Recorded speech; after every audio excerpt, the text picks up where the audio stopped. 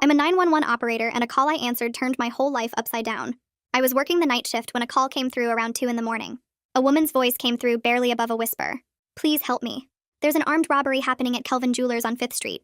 I'm hiding in the back office. I could hear the terror in her voice, and I immediately started gathering information while signaling to dispatch. Okay, stay calm and stay quiet. How many people are in the store? She whispered that there were 3 employees, including herself, and 2 customers, who'd been looking at engagement rings when the robber came in. Is he armed? She said yes. He had a weapon and had already fired a warning shot into the ceiling. My stomach dropped, but I kept my voice steady.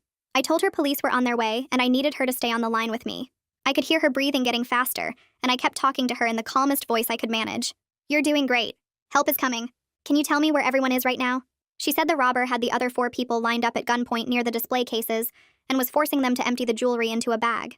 She'd managed to slip away when he was distracted and lock herself in the back office. I asked her name and she said Ashley. Okay, Ashley, you did the right thing. Just stay hidden and stay quiet. Then I heard shouting through the phone and Ashley gasped. What's happening? I asked. She whispered. He's yelling at them. He sounds really angry. He's hitting one of the customers. I could hear crashing and glass breaking. I checked with dispatch and they said police were still 8 minutes out. 8 minutes felt like forever. Is there another way out of the office? I asked. She said no, just the one door that led back to the main store. Another crash and then a loud bang. Ashley screamed and then immediately covered her mouth. Oh my God, he fired again. I asked if anyone was hit and she said she didn't know. She couldn't see from where she was hiding.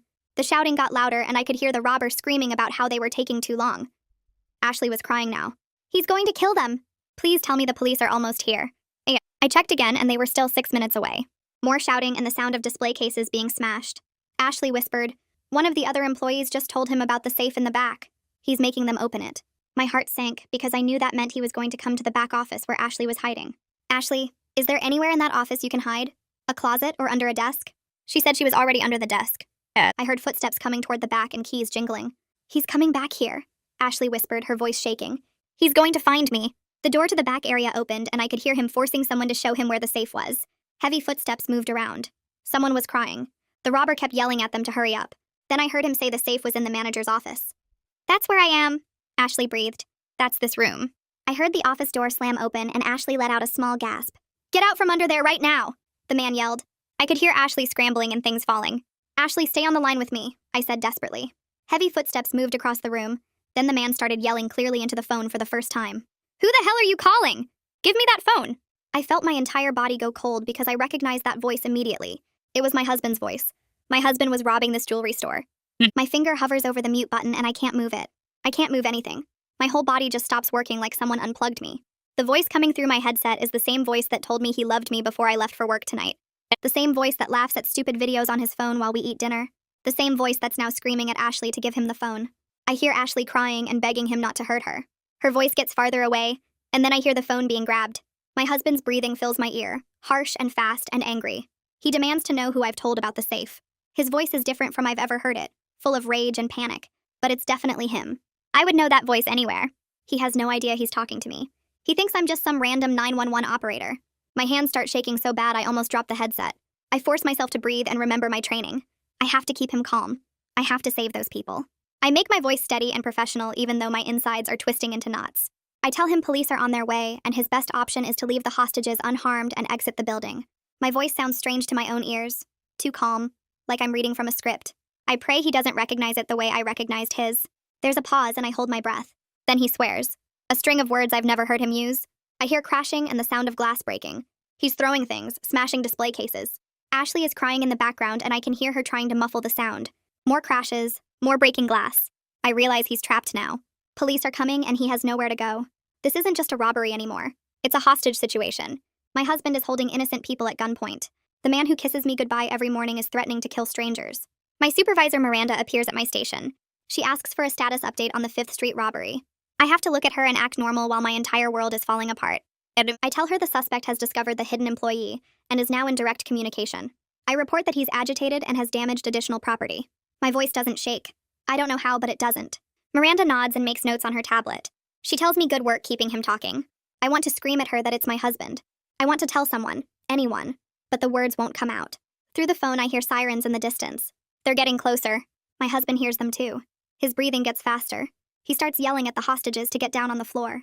His voice is high and panicked now. I hear people crying. Someone is begging him not to shoot.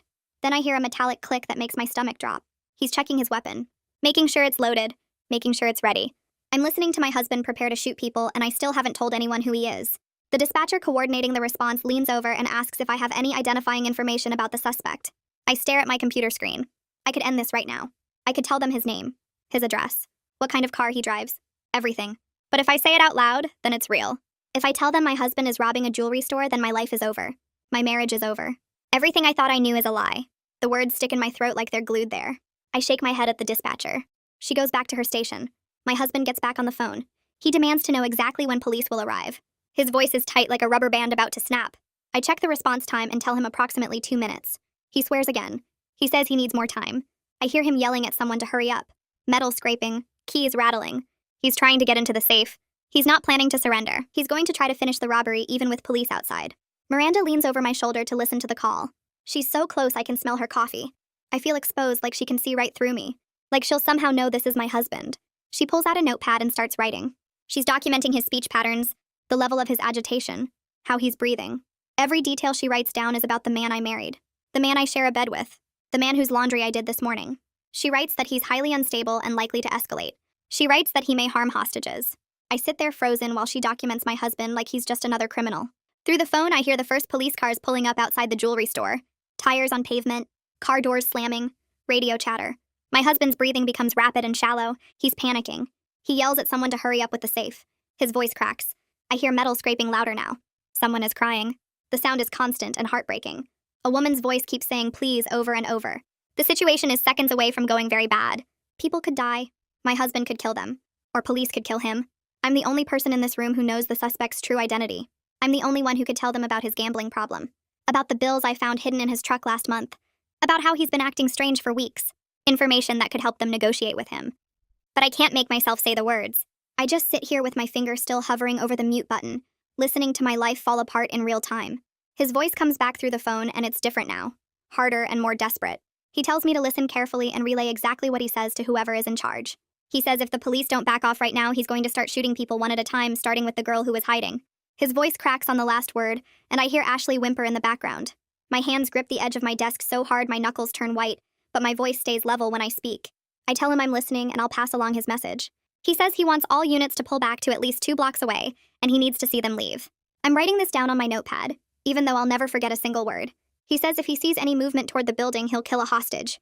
The way he says it sounds practiced, like he's been rehearsing these lines. I signal frantically to Miranda, and she rushes over to my station. I scribble the demands on my notepad and slide it to her while keeping my voice calm on the phone.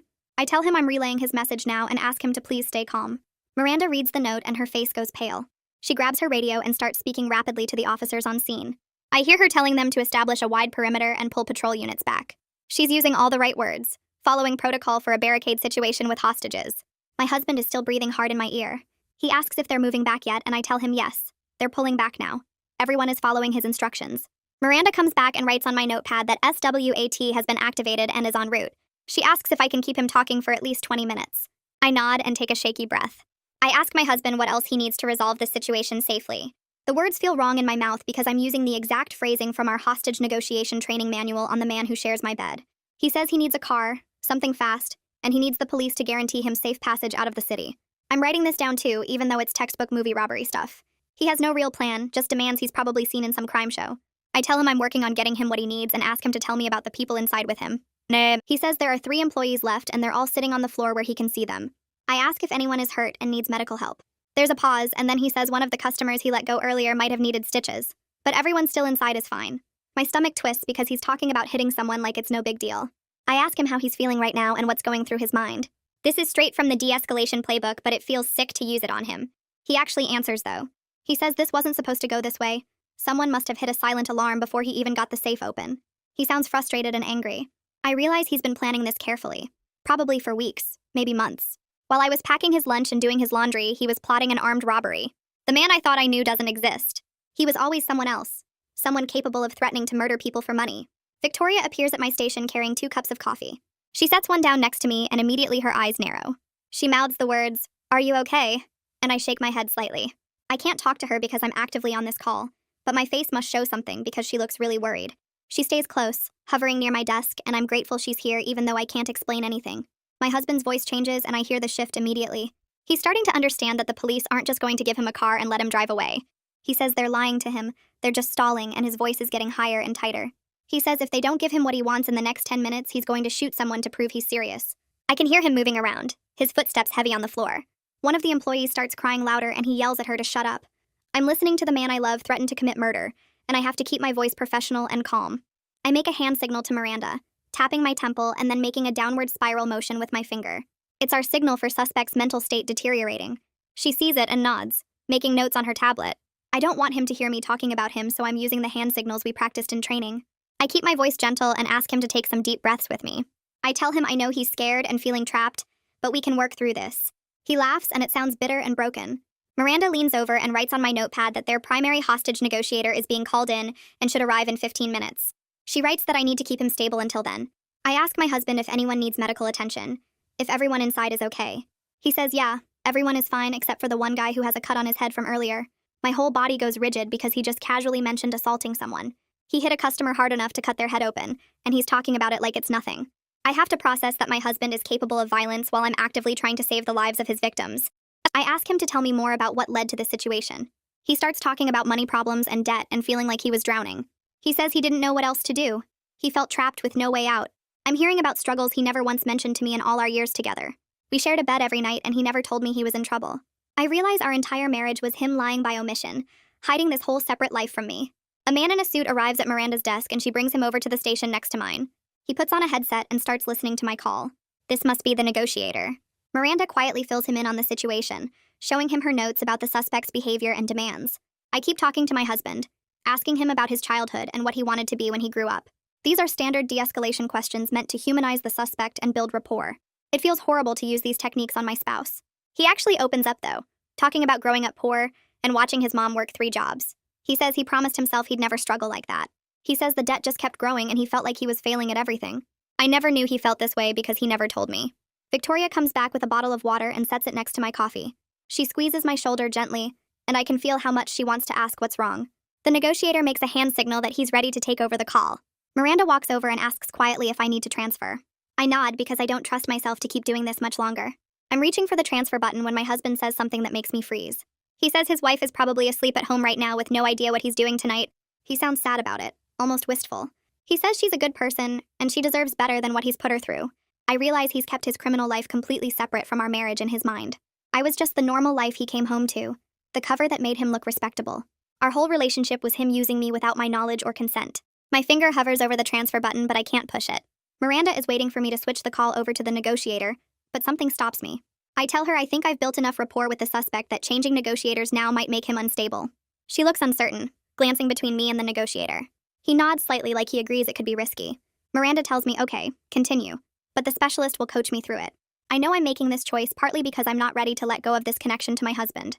This might be the last real conversation we ever have, and I can't hand him off to a stranger yet. The negotiator pulls his chair closer and starts writing suggestions on a notepad for me to follow. The negotiator's first note reads, ask about his emotional state, and I relay the question to my husband about how he's feeling right now. He goes quiet for a few seconds, and then his voice comes back different, less angry and more scared. He tells me he doesn't know how this got so out of control, that he just needed the money and now people are hurt, and police are everywhere.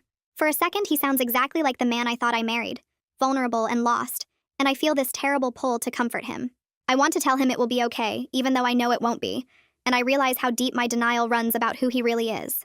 The negotiator writes another note telling me to acknowledge his feelings and keep him talking, so I tell my husband I understand he's scared and that we can work through this together. Miranda suddenly appears next to me and taps her tablet screen, then writes on my notepad that SWAT is in position outside the store. She underlines the words hostage release and looks at me expectantly. I take a breath and ask my husband if he would consider letting some of the people go as a show of good faith. He asks what he gets in return, and I tell him police can pull back from the front entrance to give him some space. The negotiator nods approval at this offer. My husband actually agrees after a moment, saying he'll let the 2 customers go if the cops move their cars back. I feel this weird flicker of hope that maybe some part of the man I loved is still in there making rational choices.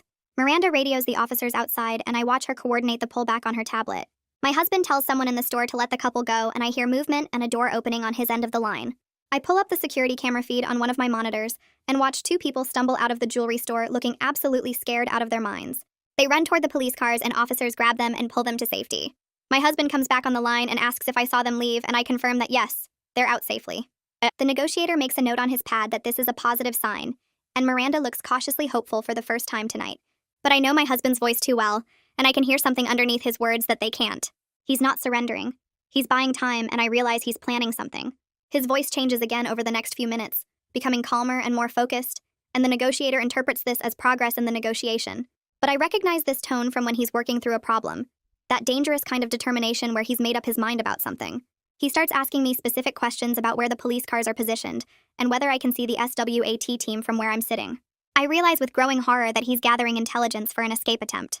The negotiator writes, "Give vague answers" on his notepad, but I'm stuck trying to decide if I should give my husband accurate information that might help him get away, or lie to him and risk him doing something that gets the remaining hostages hurt. I tell him the police have the building surrounded and he should focus on coming out safely, trying to avoid giving him tactical details. While he's talking, I start noticing sounds in the background that seem familiar. I hear traffic patterns and what sounds like a delivery truck beeping as it backs up, and I suddenly recognize the area. My husband has mentioned 5th Street before when talking about his supposed delivery route for his trucking job. He's described this exact intersection multiple times over the past few months. I realize right then that he's been casing this jewelry store for weeks or maybe months while I thought he was working. Every single conversation we've had about his day has been a lie. Every detail about his job has been cover for planning robberies. The negotiator taps my shoulder and writes a question asking how many hostages remain inside. I relay this to my husband and he tells me there are still 3 employees including Ashley.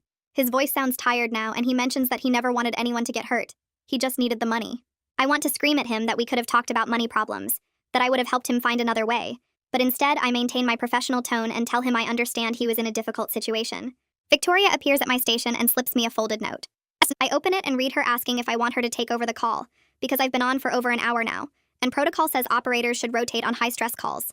I shake my head and crumple the note in my fist, unable to explain to her that I can't let go of this call because it might be the last real conversation I ever have with my husband. She gives me this worried look but doesn't push the issue, just pulls a chair closer and sits down nearby in case I need her. My husband starts talking about his truck and mentions something about where he parked it 2 blocks away from the store. I suddenly remember him telling me last week that he needed to the park far from our apartment because of street cleaning on our block. I realize now that was a lie, and he was actually establishing his getaway vehicle for this robbery. He was planning this armed robbery while sleeping next to me at night. I think back over the past few months and I can see a dozen small lies and inconsistencies that I dismissed because I trusted him completely. Miranda's phone buzzes and she steps away to take the call, and when she comes back, her face has changed. She's received word that they've identified the suspect's vehicle and are moving units to secure it. I watch her process this information and I know exactly what's happening. They're going to run the license plates and discover the vehicle is registered to my husband. In just a few minutes, everyone in this room will know that I've been negotiating with my own spouse and my career will be over. The negotiator notices my hands shaking badly enough that I'm having trouble holding my pen. He leans over and asks Miranda quietly if I need to be relieved from the call. And I shake my head and refuse to transfer it even though I probably should. My husband is talking about his childhood now, telling me how his father left when he was young and he swore he would never be poor like his mother was. I'm hearing his origin story like we're on a first date, learning these fundamental things about the man I married for the first time. I realize I never really knew him at all.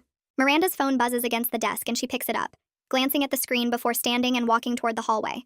I watch her go while keeping my voice steady on the call with my husband, asking him more questions about the hostages to keep him calm. My hands won't stop shaking and I grip the edge of my desk to steady them. The negotiator sitting next to me writes something on his notepad, but I can't focus on it because I'm watching the hallway where Miranda disappeared. She's getting the information about the vehicle owner right now. In maybe 30 seconds, everyone in this building will know I've been negotiating with my own husband for over an hour without telling anyone. My chest feels tight and I realize I'm not breathing properly, so I force myself to take slow breaths while my husband talks about how scared he is. Miranda comes back into view and her face looks different. She's trying to keep it neutral and professional, but I see the shock in her eyes when she looks directly at me. She walks over to my station and her hand moves in a gesture telling me to mute the call. My finger hovers over the mute button and my heart is pounding, so hard I can feel it in my throat. I press the button and suddenly I can't hear my husband anymore, just the ambient noise of the dispatch center around me. Miranda leans down close to me and asks very quietly if I know the suspect. Her voice is careful and controlled. I open my mouth but nothing comes out at first. I can't lie to her anymore. I whisper that the robber is my husband. I watch her face change as the words register. First there's disbelief like she thinks she heard wrong, then shock as she realizes I'm serious. Then professional concern takes over and she straightens up and signals across the room. The shift supervisor looks over and she makes a gesture for him to come immediately. The negotiator next to me has heard what I said, and he's staring at me with his mouth slightly open. I know what's happening. My career is about to implode along with my marriage. Everything I've built is falling apart in real time while I sit here at my workstation with my husband on hold. The shift supervisor arrives within seconds and Miranda pulls him aside. She's speaking quietly, but I can see her gesturing toward me and then toward the phone system. He looks at me with this expression of complete shock. They talk for maybe 20 seconds, and then he walks over to my station. He tells me I need to transfer the call immediately to the primary negotiator and report to the break room. His voice is firm, but not angry. I shake my head and tell him I can't do that. I'm begging now. I explain that my husband trusts my voice, and if we switch negotiators right now when he's already unstable, it could trigger violence. The supervisor looks at Miranda and then at the negotiator. They have this silent conversation with their eyes. The negotiator says something about rapport and crisis points. After what feels like forever, the supervisor nods slowly. He says I can continue, but only with direct supervision, and the negotiator will be coaching every word I say. I nod and reach for the mute button. Nope. My husband's voice comes back and he's asking if I'm still there, sounding worried. I tell him I'm here and everything is okay. My voice sounds almost normal even though I'm falling apart inside. The negotiator slides his chair right next to mine and puts his headset on so he can hear both sides of the conversation. He's not looking at me like a colleague anymore. He's looking at me like I'm a tool he needs to use carefully. He writes on his notepad in clear block letters and holds it up for me to read. I'm supposed to relay his exact words to my husband about surrendering peacefully and trusting the legal process. I repeat the words into my headset and my husband laughs. It's this bitter, hollow sound that makes my stomach hurt. He says the system doesn't care about people like him. His voice is full of resentment and anger that I never heard before in all our years together. I realize he's been carrying this rage around, and I never saw it because I was too comfortable in our middle-class life to notice his struggles. He talks about how the system is rigged for people with money and connections, and people like him just get crushed. I'm hearing this whole worldview that he apparently has that he never shared with me. The negotiator is writing more instructions, but I'm trying to process that my husband has been angry and bitter for who knows how long, and I had no idea. My husband asks me a direct question. He wants to know if I think he should trust the police. The negotiator writes, yes, safest option on his notepad, but I'm stuck between my role as negotiator and my personal knowledge of my husband. I tell him honestly that surrendering is his best chance at survival and eventually returning to his life. He goes quiet for a long moment and I can hear him breathing. Then he asks me what kind of life he'd be returning to after this.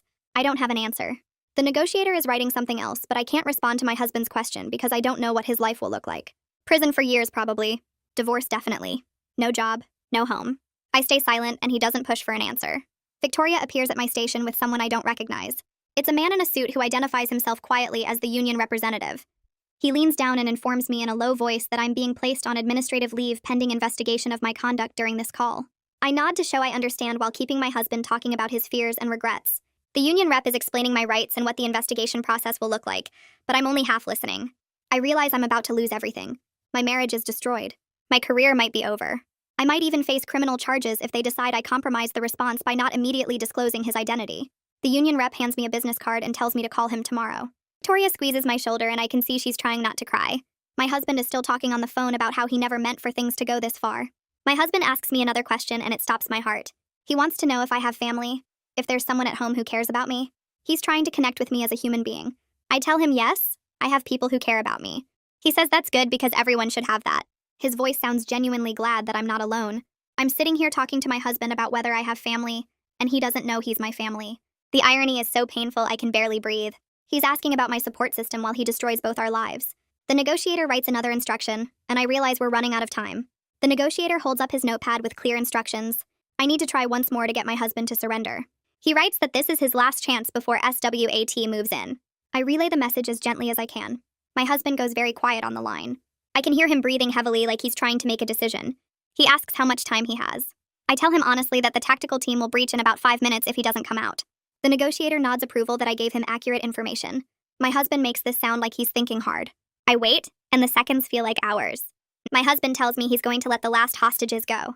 I feel this wave of relief crash over me mixed with dread about what comes next. The negotiator signals to Miranda, who relays this to the officers on scene. I'm watching the security feed on one of the monitors, and I see the jewelry store door open. Ashley runs out first, then the other 2 employees. They're running toward the police cars with their hands up. My husband is alone inside now. The negotiator writes on his notepad that this is positive and suggests my husband is preparing to surrender. I look at the screen showing the empty store and I know him better than that. This isn't surrender. This is him clearing the space of witnesses. I make a decision that will define everything that follows. I tell the negotiator and Miranda that I think my husband is planning suicide by cop based on his tone and word choices. I recommend they hold SWAT back and let me try to talk him down. Miranda looks at me and I can see she's torn between protocol and trusting my judgment. The shift supervisor hears what I said and immediately shakes his head. He says absolutely not. I'm told to make one final surrender appeal and then I'm done. The negotiator will take over after that. I look at the screen showing my husband alone in that jewelry store, and I know I'm about to lose him forever. I force myself to speak clearly into the phone even though my voice wants to break. I tell him I know he's scared and feels trapped, but his life has value and people will be hurt if he dies today. He laughs and it sounds so sad and broken. He says nobody will miss him. He's just another screw-up who couldn't make it work. I want to scream that I'll miss him, that I love him despite everything. But instead I tell him that everyone's life matters and he deserves a chance to make this right. There's silence on the line and I can hear him breathing hard. The negotiator is writing something on his notepad, but I can't look away from the security monitor showing the empty jewelry store. My husband asks me a question that makes my heart stop. He wants to know my name. I freeze completely because I can't tell him the truth, but I also can't lie in this moment. My mouth opens and closes and no sound comes out for several seconds.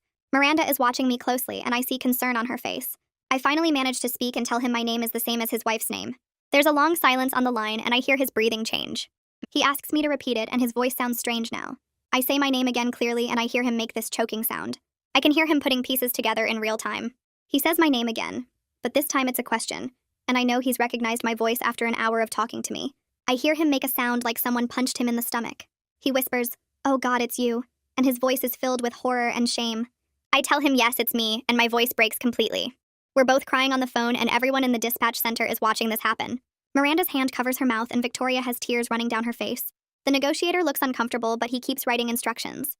My husband starts talking fast and everything comes out in a rush. He's apologizing and explaining and begging me to understand. He tells me about gambling debts that spiraled out of control and loan sharks who threatened to hurt us both. He says he owed them $30,000 and they were going to kill him if he didn't pay. I'm listening to him describe danger I've been in without knowing, and I feel sick. He says he was trying to protect me by keeping me ignorant of everything. He never meant for me to find out this way, and he's so sorry. He keeps saying he's sorry over and over. I ask him directly if he loves me, and there's a pause. He says yes more than anything, which is why he couldn't tell me he'd failed us financially. His voice cracks when he says he couldn't face disappointing me. I tell him that love means trust and honesty, and he's destroyed both by lying to me for months or maybe years. I'm crying so hard I can barely speak, but I force the words out. He agrees and says he knows I'll never forgive him. I realize I don't know if I will or not because I'm still processing that this is real. The shift supervisor appears next to Miranda and he's holding up 2 fingers. He tells me I have 2 minutes to get my husband to surrender before SWAT breaches the building. I beg my husband to come out with his hands up. My voice is desperate and raw. He asks me if I'll visit him in prison, and I tell him honestly that I don't know. I tell him I know I want him to live, though. He says that's enough for now, and his voice sounds calmer. He tells me he's going to put the gun down and walk out. I watch the security feed on the monitor, and my hands are shaking. The jewelry store door opens slowly, and my husband steps out with his hands raised high above his head. SWAT officers swarm him immediately from multiple directions. They force him to the ground hard, and I see his face hit the pavement. Someone puts a knee on his back and yanks his arms behind him. The handcuffs go on, and they're pulling him up roughly. I see his face on the camera for just a moment before they turn him away. He looks broken and defeated and older than I remember. They're loading him into a police car, and I feel absolutely nothing but numbness. Miranda gently takes my headset off, and her hands are warm on mine. She tells me I did everything right and saved lives tonight, including my husband's life. The union representative is suddenly at my station, and I didn't even see him approach. He escorts me toward the break room with his hand on my elbow. He explains that I'll be on paid leave while they investigate whether I should have disclosed the relationship sooner. I nod mechanically because I can't process what he's saying. Victoria brings me coffee in the break room and sets it in front of me. The cup is warm, but I can't seem to make my hands pick it up. Victoria sits next to me and doesn't say anything, and I'm grateful because I have no words. A man in a suit arrives about 20 minutes later and introduces himself as Detective Raymond Hines. He's older with gray hair and kind eyes that don't match his serious expression. He sits across from me at the break room table and pulls out a notebook. He tells me he's been assigned to the robbery case and needs to interview me about my husband and our relationship. I tell him everything I know, which turns out to be almost nothing useful. Our finances, my husband's activities, whether I noticed anything suspicious. I have to admit I was completely blind to all of it. Detective Hines is surprisingly gentle as he asks his questions. He doesn't make me feel stupid even though I feel incredibly stupid. I describe our marriage as normal and stable and realize how absurd that sounds now. He asks about my husband's work schedule and friends and habits. I answer, but every answer reveals how little I actually knew. Detective Hines closes his notebook and looks at me with something like sympathy. He tells me they'll need to search our apartment for evidence, and I realize my home is now a crime scene. The place where I sleep and eat and live is going to be torn apart by strangers. He offers to have an officer escort me to collect essential items before they execute the search warrant. I agree numbly because I need clothes and my phone charger, and I don't know what else. Victoria immediately says she'll come with me, and I accept, because I can't face going home alone. Going home to the life I thought I had but never really existed. The police officer drives us to my apartment in his patrol car, and Victoria follows in her own vehicle. I sit in the back seat behind the metal divider and stare at the buildings passing by. Everything looks different now, like I'm seeing the city through someone else's eyes. The officer parks in front of my building and opens my door. I climb out slowly because my legs feel weak and unsteady. Victoria pulls up next to us and gets out quickly. She walks over and takes my arm to help me toward the entrance. The officer follows behind us with his hand resting on his belt. We take the elevator up to the third floor, and I fish my keys out of my purse with shaking fingers. The key turns in the lock and the door swings open. Walking into my apartment feels like entering a stranger's home. The familiar furniture and decorations look foreign and wrong. I see my husband's laptop sitting open on the desk in the corner. I wonder what criminal plans are stored on that hard drive. I wonder how many hours he spent researching how to rob a jewelry store while I was at work. The officer asks me to show him where I need to get my things. I nod and walk toward the bedroom. Victoria stays close beside me. I see my husband's jacket hanging by the door and I stop walking. I remember him putting that jacket on before he kissed me goodbye at the start of my shift. He told me to have a good night at work. He smiled at me. That kiss was him saying goodbye before going to commit armed robbery. The officer clears his throat and I start moving again. In the bedroom, I pull a duffel bag from the closet and start throwing clothes into it. I grab underwear and socks from the dresser. I take jeans and shirts from hangers. The officer stands in the doorway watching to make sure I don't tamper with evidence. Everything I touch might be evidence now. My whole life is evidence. Victoria goes into the bathroom and comes back with my toiletries in a plastic bag. She sets it on the bed next to my duffel. She asks me what else I need. I tell her I need my important papers from the filing cabinet. We go back to the living room and Victoria opens the cabinet while the officer watches. She pulls out folders with my birth certificate and insurance papers and tax returns. Then she opens my husband's desk drawer looking for more documents. Her hand stops moving and she goes very still. She pulls out a thick stack of envelopes and her face changes. She holds them up and I see their bills. Red stamped notices cover the fronts. Second notice, third notice, final warning. Victoria spreads them out on the desk and I see credit card bills I didn't know existed. The balances are huge. Thousands and thousands of dollars on cards in my husband's name. There are overdue notices for loans I never heard about. Payment plans for debts I didn't know we had. I pick up one of the credit card statements and scan the charges. Casino cash advances, online gambling sites, sports betting accounts. The financial pressure he was under hits me like a physical blow. He never shared any of this with me. He never told me we were drowning in debt. I see another envelope from a collections agency demanding payment for $12,000. I realize our finances are probably destroyed, and I'll be dealing with this mess for years. Victoria puts her hand on my shoulder and squeezes gently. The officer asks if I'm ready to go. I stuff the bills into my duffel bag because I'll need them for the divorce lawyer. I take one last look around the apartment. This place held my marriage and my normal life, and now it's just a crime scene. We leave and the officer locks the door behind us. He tells me the forensics team will be here in an hour to search everything. Victoria drives me to her apartment across town. I sit in the passenger seat and watch the familiar streets pass by. She doesn't try to make conversation. She just drives and lets me sit in silence. We pull into her parking lot and she helps me carry my bag upstairs. Her apartment is small and cozy with plants on every surface. She sets me up in her spare room that she uses for storage. She moves boxes out of the way and makes up the futon with clean sheets. She brings me water and tells me I can stay as long as I need. Then I finally break down completely. The sobs come from somewhere deep in my chest and I can't stop them. I cry so hard I can't breathe. Victoria sits next to me on the futon and pulls me against her shoulder. She holds me while I fall apart. I sob for hours. I can't articulate whether I'm crying for my marriage or my career or my safety or my shattered sense of reality. Maybe I'm crying for all of it at once. Victoria doesn't try to make me talk or tell me it will be okay. She just stays with me and rubs my back. Eventually, I run out of tears. I feel exhausted and empty and wrung out. Victoria helps me change into pajamas and tucks me into bed like I'm a child. I fall asleep immediately. When I wake up the next morning, the sun is streaming through the window. I reach for my phone on the nightstand and see the screen is full of notifications. Dozens of missed calls and texts from family and friends. I scroll through them with growing dread. Everyone has seen the news about the robbery and arrest. My mother called 6 times. My sister sent 10 texts asking if I'm okay. Friends from high school are messaging me. Coworkers from my old job before dispatch are reaching out. Everyone wants to know if I'm safe. My mother calls again while I'm staring at the phone. I answer, and her voice comes through frantic and scared, asking if I'm safe. I tell her yes, I'm safe. There's a long pause. She asks where I am and if the news reports are true. I have to explain that yes, the reports are true, and my husband is the one who was arrested. The silence on the line is so complete I think the call dropped. Then I hear her start crying. She says she's coming to stay with me right away. I tell her I'm at Victoria's apartment and give her the address. She says she'll be there in 2 hours. I hang up and more calls come through. I let most of them go to voicemail because I can't handle explaining this story over and over. 9. Victoria knocks on the door and brings me coffee and toast. I thank her, but I can't eat. My phone rings again, and this time it's Detective Hines. I answer, and his voice is gentle. He tells me they finished searching the apartment. They found extensive evidence of planning. Surveillance photos of the jewelry store taken from different angles. Notes about the security system and camera positions. Schedules showing when guards change shifts. Maps of the area with escape routes marked. My husband had been planning this robbery for months. Detective Hines says they also found evidence of the gambling debts and the people he owed money to. He tells me gently that my husband has been charged with armed robbery and kidnapping and assault. He's being held without bail because he's considered a flight risk. I ask if I can see him. Detective Hines goes quiet for a moment, then he tells me he wouldn't recommend it, but it's my choice. He says he can arrange a visit at the county jail if that's what I want. I tell him yes, I need to see my husband face to face. I need to try to understand how this happened. He says he'll set it up for tomorrow afternoon. After I hang up, Victoria comes in and sits on the bed. She asks if I'm sure about visiting him.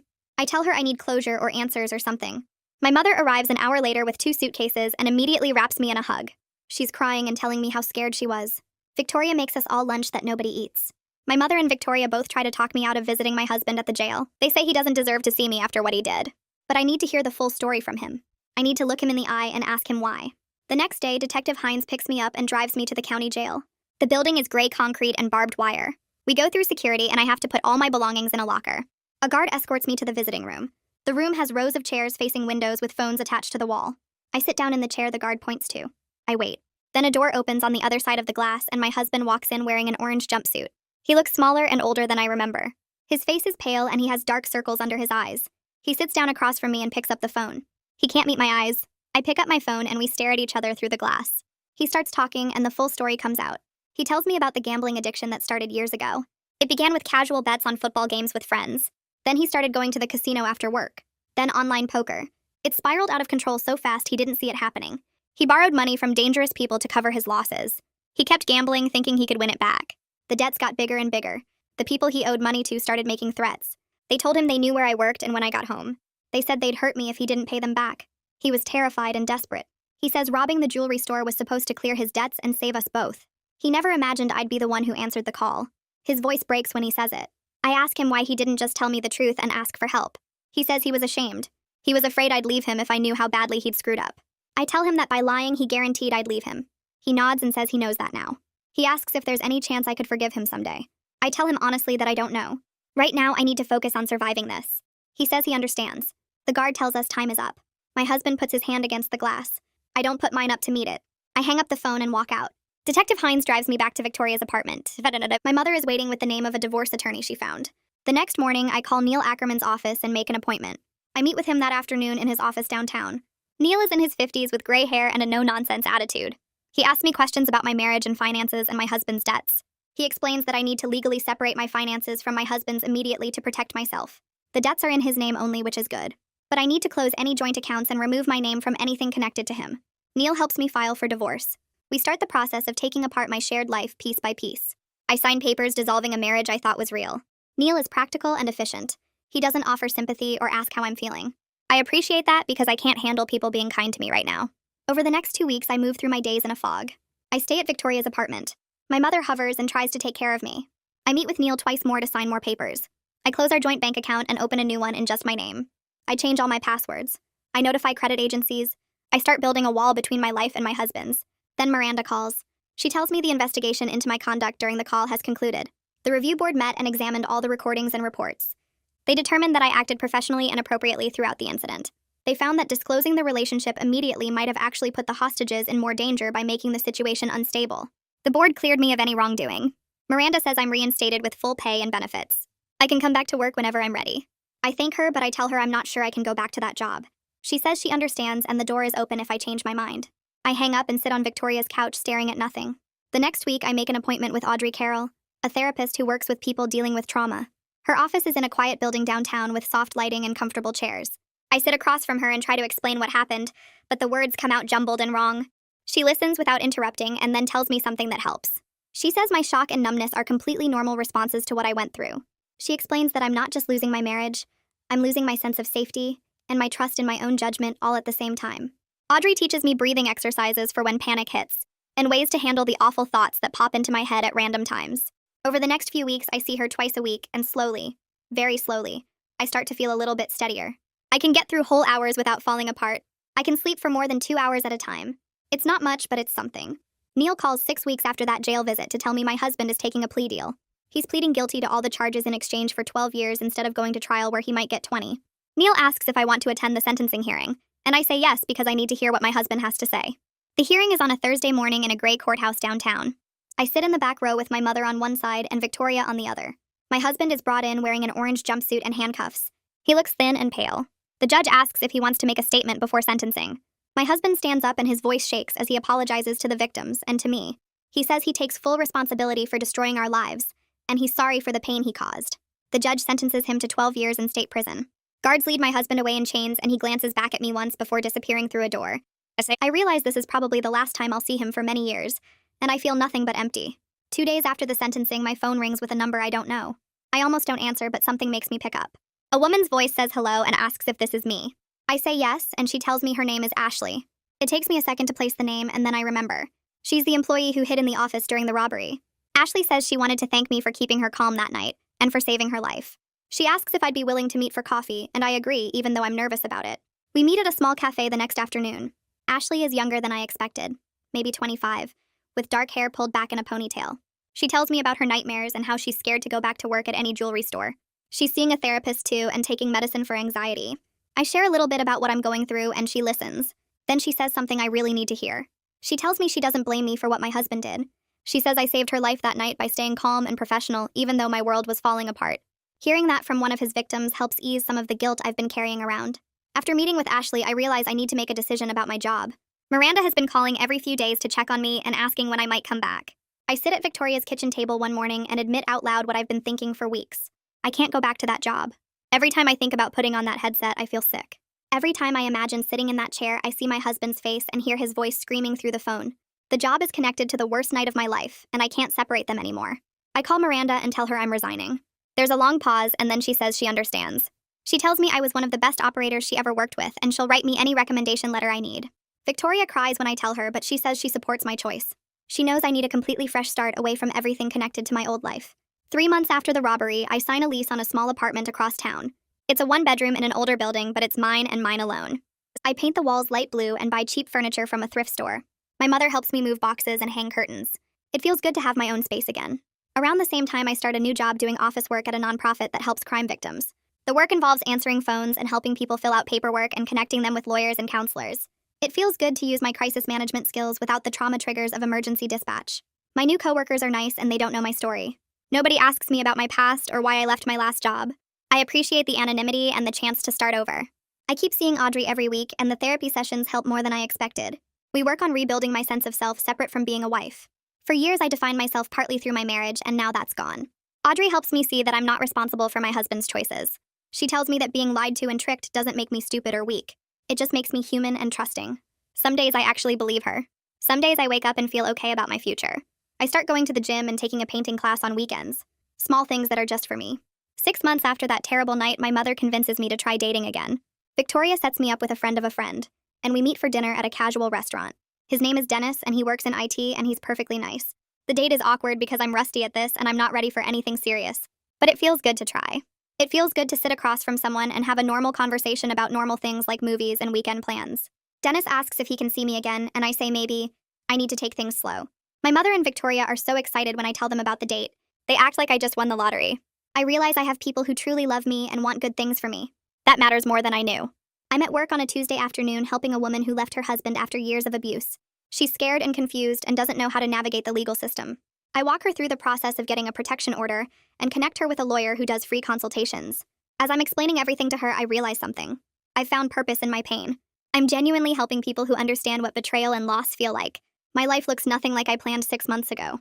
I thought I'd be married and working at Dispatch and living in my old apartment. Instead, I'm divorced and working at a nonprofit and living alone across town. I still have hard days where I grieve what I thought I had. I still have moments where I'm angry at my husband for lying to me. But I'm building something real and honest now. I'm not the same person who answered that call 6 months ago. I'm not as naive or trusting. I'm more careful about who I let into my life. But I'm also stronger and more sure of who I am. I wish I hadn't learned these lessons this way. But I can't change what happened. All I can do is keep moving forward and help other people do the same.